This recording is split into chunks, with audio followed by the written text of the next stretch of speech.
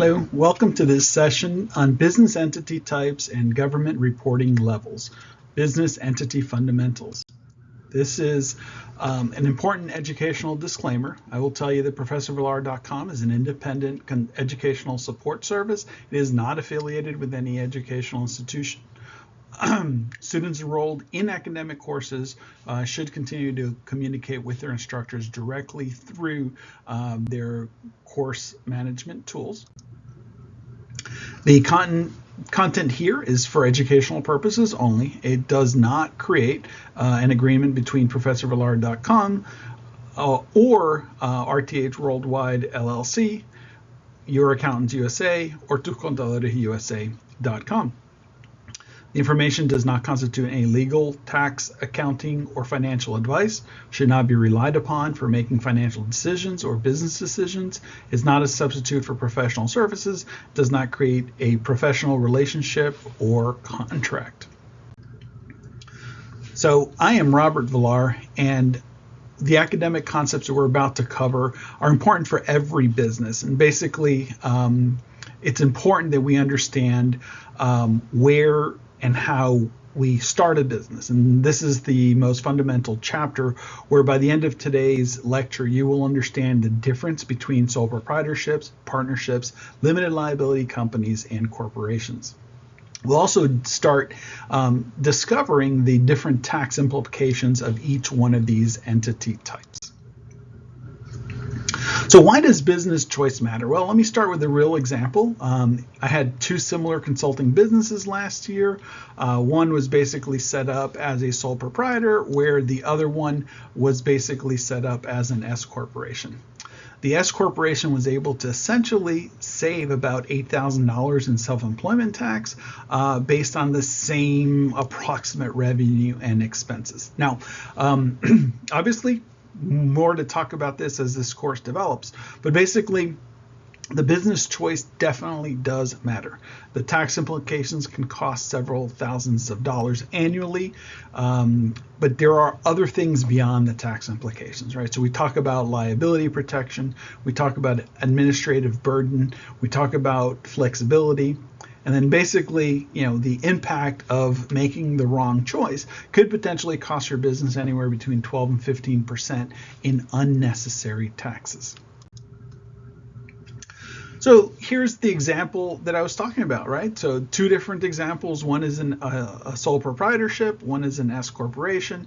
Both of them had net profit. That means revenue less expenses, or tax deductible expenses.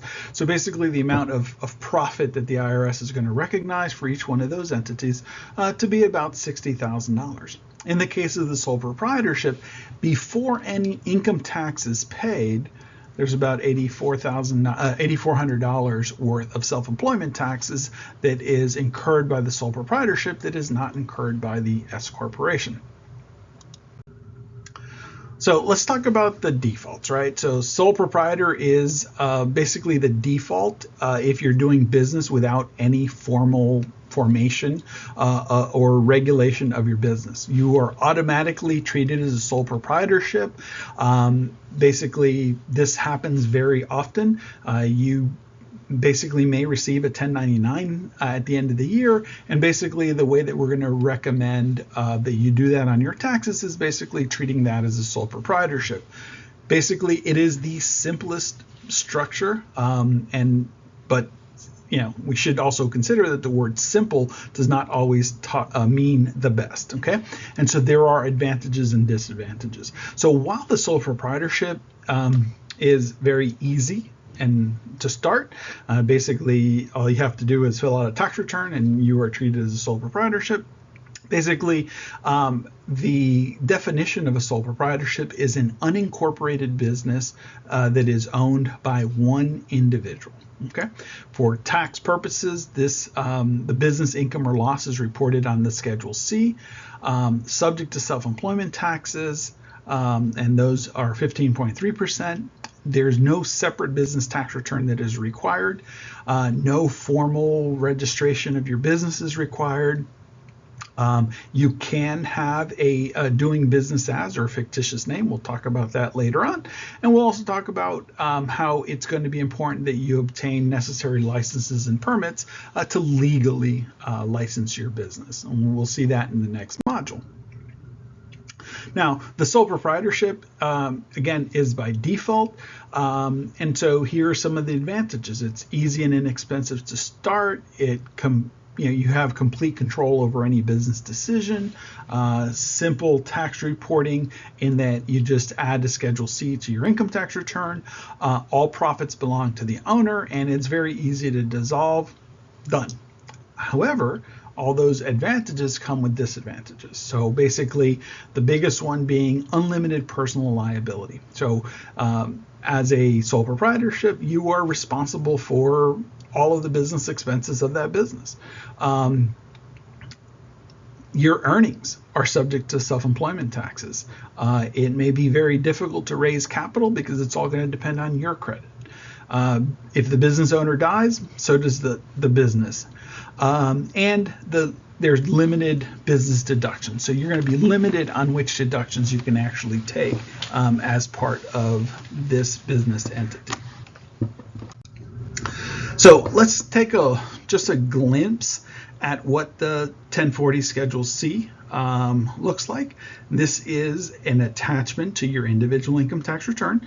This is the Schedule C. It's profit or loss from a business, and the form is pretty simple. It starts with information about the name of the business, or who the business is. In this case, is going to be the individual taxpayer. Now, if you are a husband and a wife, you're not a sole proprietorship, you're a partnership. So it has to be in the name of one or the other. So this would be the actual individual, whether it's the husband or the spouse. Social Security number is the number that identifies this business to the IRS. Information about addresses, etc. This here, as far as enter code, that's what kind of business activity. And then if you have an employer identification number, you would go ahead and place that in here. Now, when we talk about names, notice that in row C, it talks about the business name, okay? And this is if you have a fictitious name. In the previous slide, it was referred to as a DBA, or it could be an instance where you have created a limited liability company, but are choosing to be taxed as a sole proprietorship. That's what would go there, okay? Talks about which accounting method you have. Did you materially participate in the business? Is this a new business? Did you make payments that required Form 1099 payments? And did you make those payments, right? And then it digs into information about income, and then information about your expenses. And in the end, we get to this number called tentative profit or loss. At that point, that tentative profit or loss is an important number. That tentative profit or loss then gets transferred over to the individual shareholders or the individual owner's personal income tax, and it gets included into ordinary income tax, right? So the sole proprietorship compared to what we see now with the partnership, well, partnerships are more complex. They offer a shared risk, meaning that the risk is spread amongst all of the partners. The partnership itself doesn't pay any taxes. Instead, the taxes are paid for by the individual shareholders. And so, it's generally a little more business friendly. There are, however, two different types of partnerships. One is called the general partnership. Basically, all partners have management rights and unlimited liability, as opposed to a limited partnership, in which case there is a general partner that manages the partnership, and then limited partners are really only investors, and their liability is going to be limited to what they have invested. So very similar to what we'll see here in the next couple slides when we talk about the corporate shareholders. As far as tax treatment is concerned, the partnerships are treated as pass-through entities, meaning that there is no entity level tax. Instead, there is a Form 1065 that is filed by the partnership, and any profits or losses are distributed to the individual partners using Schedule K1. And basically, each general partner is also going to be subject to self-employment taxes, just like we saw on the sole proprietorship. Limited partners may not be, depending on how they are receiving their earnings. And so here's an example. We have the ABC Consulting Partnership. It's a 60-40 partnership. The business has $150,000 of net income, while partner A is going to get $90,000, partner B is going to get $60,000. Straight out, right? Now, I would also remind you that this number is distributed regardless of whether the actual cash left the partnership or not. So the fact that the partnership earned this money, the individual partners are responsible for reporting this $150,000 in net income, even though they may not have actually received a penny of it. Okay, and so because of this, it is possible that there is a cash flow situation created for the individual partners because they may not have enough money to adequately pay the taxes when it comes time to pay their income taxes. So here's just a little snippet of what the 1065 partnership income tax return form looks like. Obviously a little bit more complicated than what we saw on the sole proprietorship, but in essence, it's the same general information. The income section is the same. We're asking for what is all of the income related to the business, and then what are all of the expenses or deductions from it. And then in the case of this form 1065, just like we saw in the sole proprietorship, we get to this ordinary business income or loss. That amount in row 23 is what is ultimately distributed to each one of the shareholders at the end of the year. Okay, and so here's the K1. This is where the items that will be distributed to each shareholder are distributed. And so these things, there's income and deductions that are here, plus credits, etc. These things correspond to the individual shareholders' tax return. And so depending on who the recipient of this K1 is, they're going to be treated and taxed differently. And so a key example here is going to be dividends. We all may have different dividends income tax rates, and then guaranteed payments. And guaranteed payments may subject the limited partner to self-employment income, self-employment tax as well. And so this is way beyond the scope of this preliminary lecture, but I just wanted to show you how all these things basically get reported on here. On row 14A, we see net earnings or loss from self-employment, and this is where that self-employment tax would ultimately be calculated. Limited liability company. So basically, often we refer to it as the best of both worlds, where you get limited liability protections like corporations, but the simplicity of a partnership or a sole proprietorship. Okay, in Florida, it's pretty easy to create a limited liability company. It's also pretty inexpensive and fairly simple to go ahead and do it. And it's an easy, quick solution for small businesses. So basically, it's a hybrid where it kind of takes the best here and there. However, there are some things we have to take into consideration, and that is that for tax purposes, the default tax treatment can either be a sole proprietorship or a partnership, depending on whether you have one owner or multiple owners. And in the case of the limited liability companies, those owners are called members. Okay, and so with the limited liability company, we have a lot more flexibility.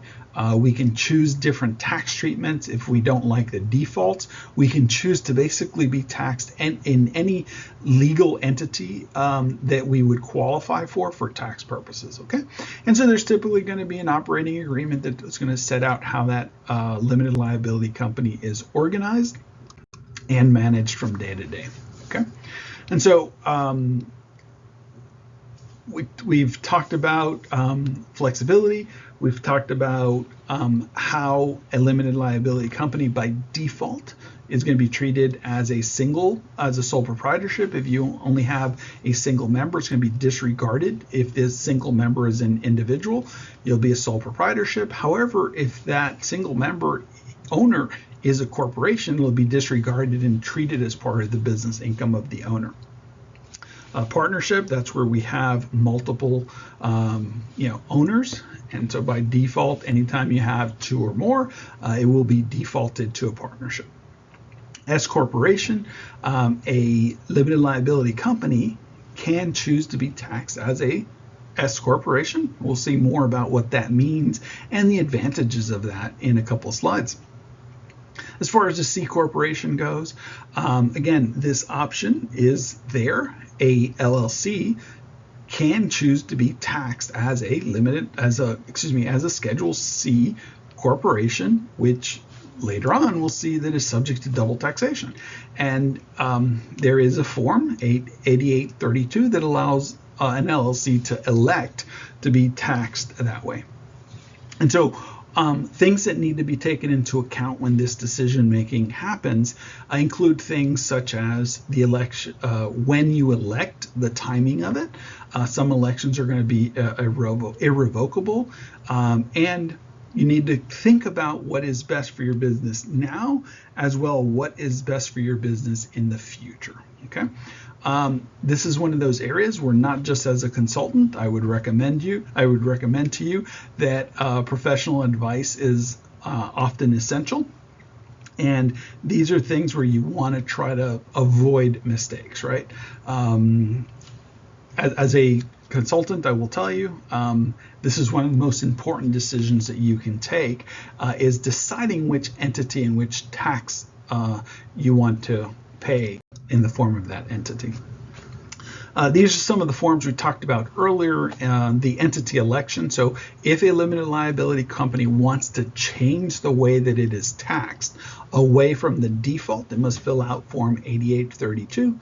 Form 8832 lets a entity be taxed as a corporation, be taxed as a partnership, or even be taxed as a disregarded entity. So there are options. There's a distinction between domestic and foreign. We'll see those next time, but it has to do with whether the entity is registered in the state in which it's doing business or filing business or not. So corporations are the most formal business structures. They're separate legal persons according to the courts. They're basically separate legal entity. They can own property, enter into contracts, sue, be sued. Basically, all of this formality comes with a price, and that's the limited liability benefit of it, right? However, it also requires that the two entities, the individual owners and the entity itself, have separate legal actions. And so basically the corporation is a formal entity separate and apart from its owners. So basically, as a result, you get limited liability, perpetual existence. In theory, a corporation can run in perpetuity. Formal governance, you have to have a formal board of directors, officers, you have to have organizational meetings and annual meetings. A corporation can increase the company's credibility to both customers and lenders. It may complicate your tax situation. However, there are two different types of tax classifications that we can look at. The traditional one, which is the default, is the C corporation, and that basically provides for double taxation. That means that the entity pays tax, as does the shareholder when he or she receives dividends from that entity. As opposed to the S corporation, which is essentially a pass-through, like we saw with the partnership, or even the sole proprietorship, where the actual individual shareholders are going to pay the tax on behalf of the company. However, there is no such thing as a free lunch, and this will come with consequences. So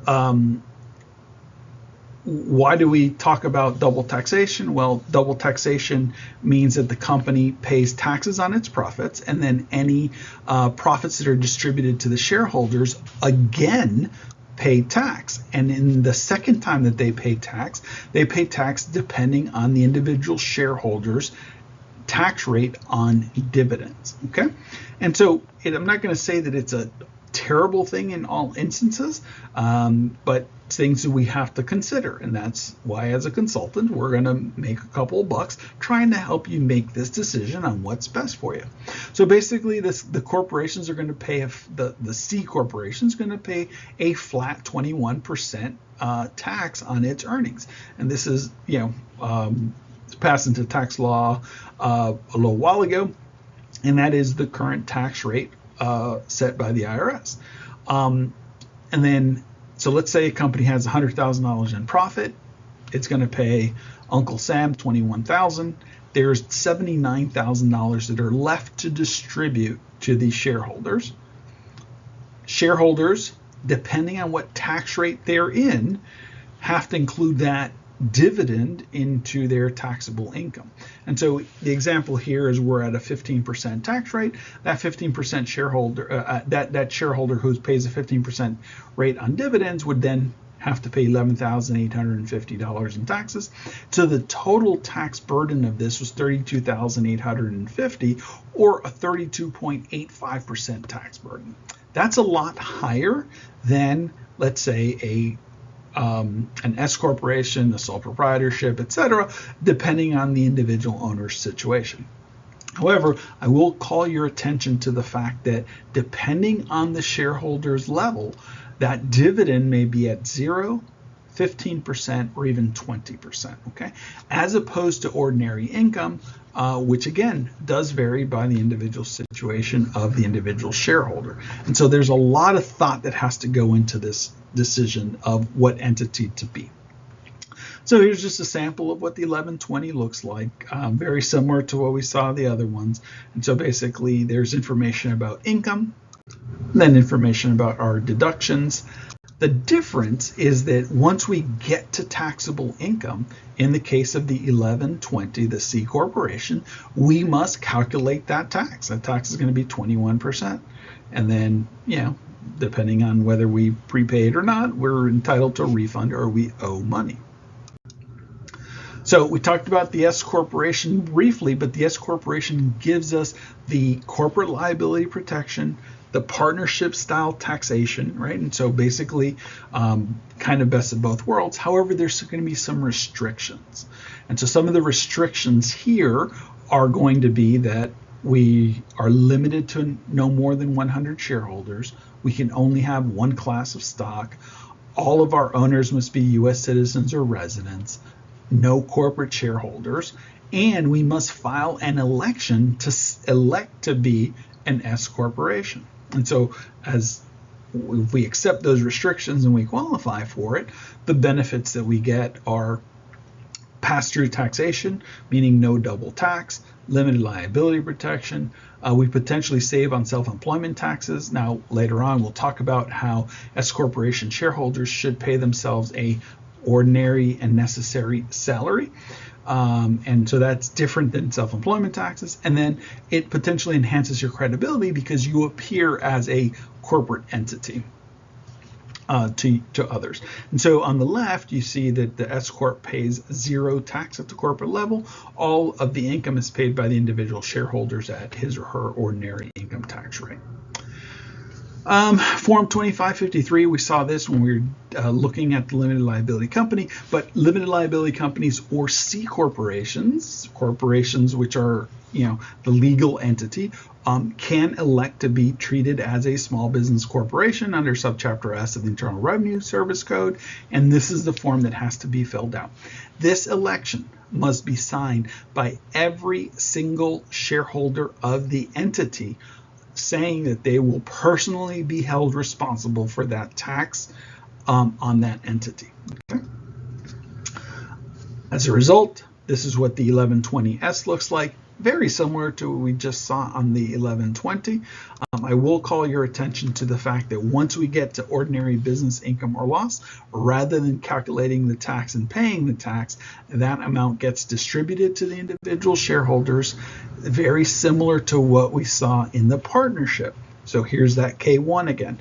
And this is where we distribute the shareholders' pro rata share of different items. And these items are specifically called out because this is how those items will be treated or received in the individual person's tax return.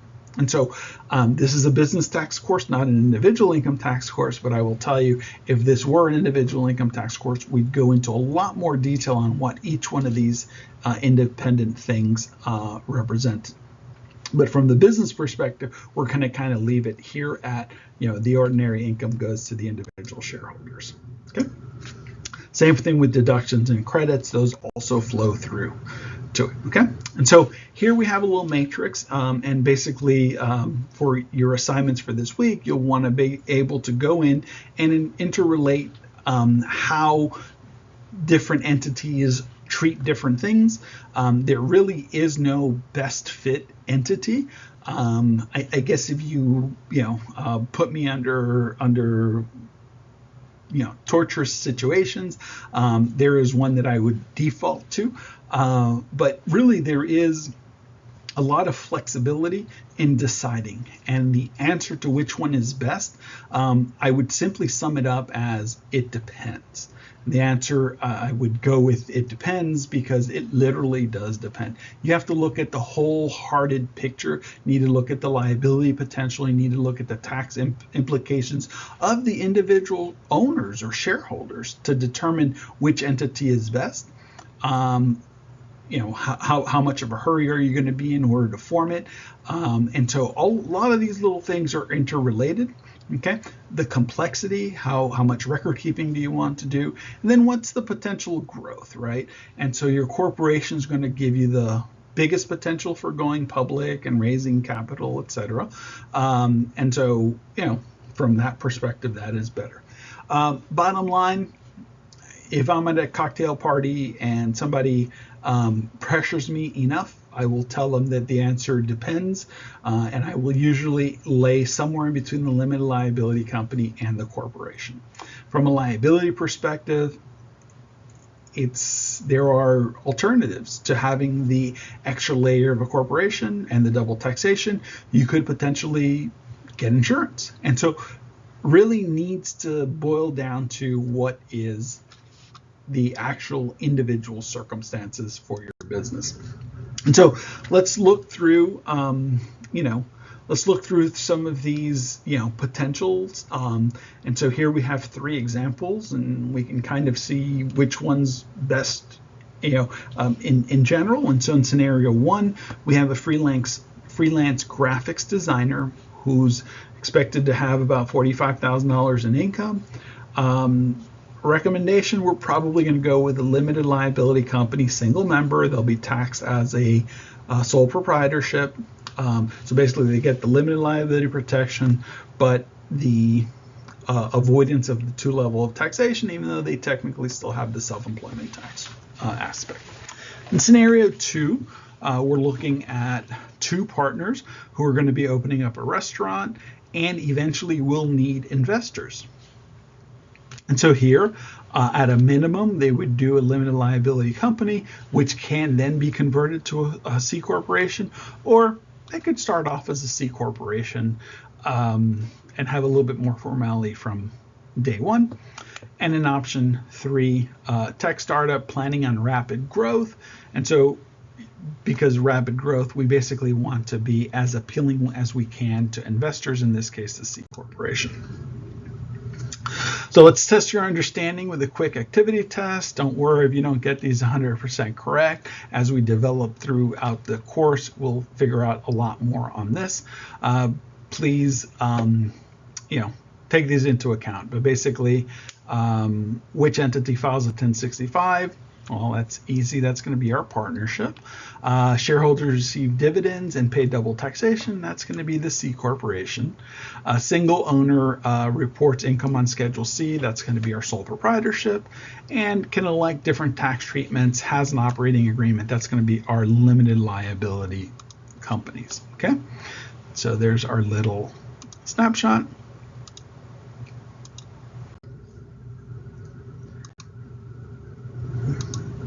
Oops, excuse me. We do have,